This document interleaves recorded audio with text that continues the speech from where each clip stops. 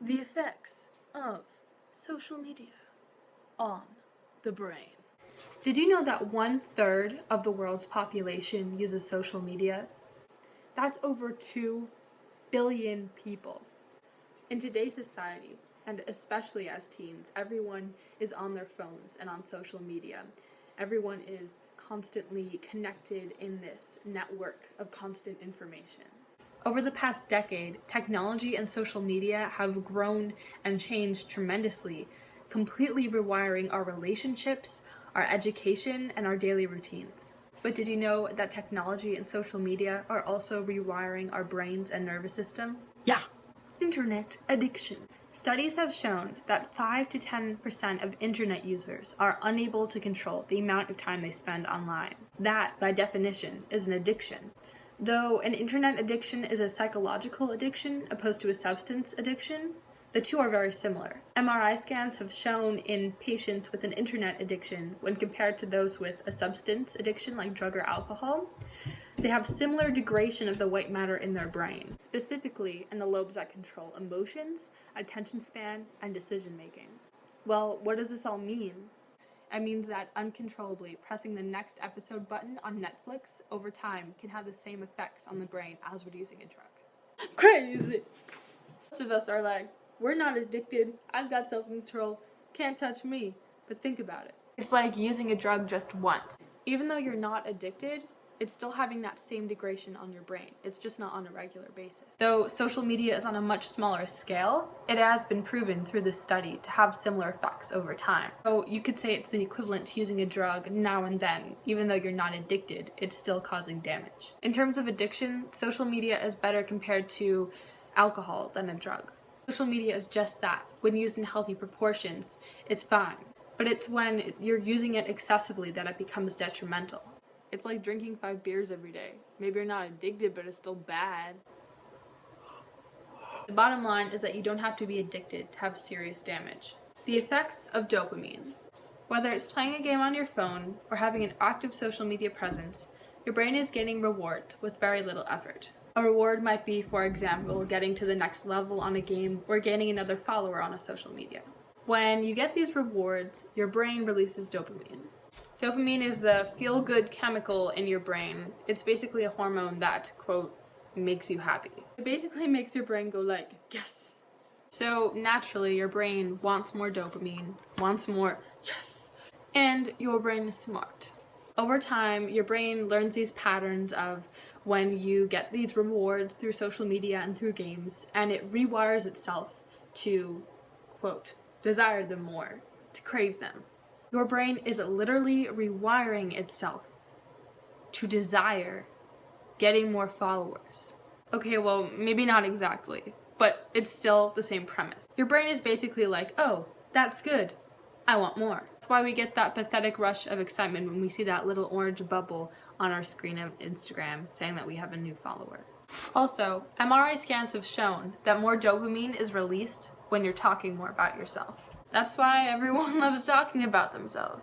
And so, roughly, when you're having a conversation face-to-face with someone, 30 to 40% of the conversation is about you. Whereas when you're on social media, 80% of the content is about you. That's why we're addicted. Social media means more talking about yourself, and more talking about yourself means more dopamine, which means that your brain wants it more. So that's why we get so happy on social media, because we're pathetic. Lifestyle.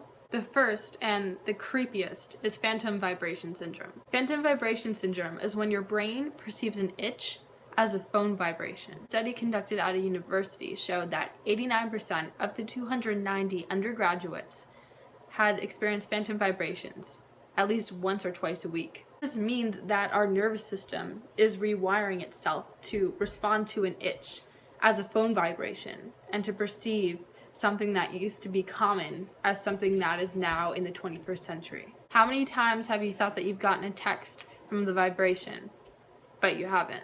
Our brains are just so used to using our devices so frequently and to being completely plugged in 24/7 that that's the norm. It's not an itch.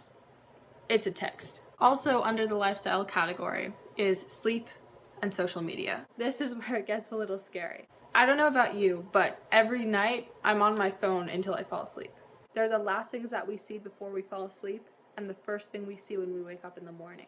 Aside from social media, the blue light of your screen completely messes with your circadian rhythms. As teens, we're always tired all the time. Or maybe I'm just weird. Take that, and on top of it, put messing up your sleep cycles. That's why we're zombies. Wait, I didn't even add social media yet. A study conducted at the University of Pittsburgh showed that a group of young adults that were heavy social media users experienced significantly more sleep disturbances than those who weren't. Significantly. That's just the while you're sleeping part of it. There are tons of studies that show that 8 hours of good sleep can improve your test scores, your performance in sports, socially. We will be tired all the time anyway without social media. And put on top of that all these effects. Drops mic. Okay, all of these things are terrible. But what can you do about them? Harvard Medical School recommends putting down the phone 2 hours before bedtime and picking up a book or doing something else instead. And in terms of rewiring your brain, you can just limit your screen time. There's this really cool app on your phone that you can get called Moment, and it tracks the amount of times that you check your phone or time spent on your phone or on social media.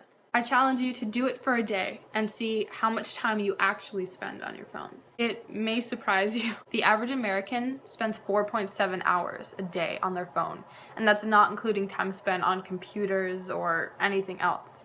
But the scary thing is that once you take that information from how much time you spend on your phone, you can see what else you could have been applying it to. Say you use your phone for 2 hours a day. 2 hours a day, you can finish a book by the end of the week. You can exercise or learn a language by the end of the year. All that stuff you said you never had time for, you actually do. And there you have it. It's scary, but there are a lot of positive things that come with social media. The scariest thing about everything that I found was that the adolescent brain is just as malleable as that of a 3-year-old child. And I don't mean physically malleable, even though that's actually probably the same. But as in you're learning so much, your brain is taking in so much social skills, education, and just being a teen. Gosh, I sound like a mom. So don't use social media excessively. But follow me on Instagram.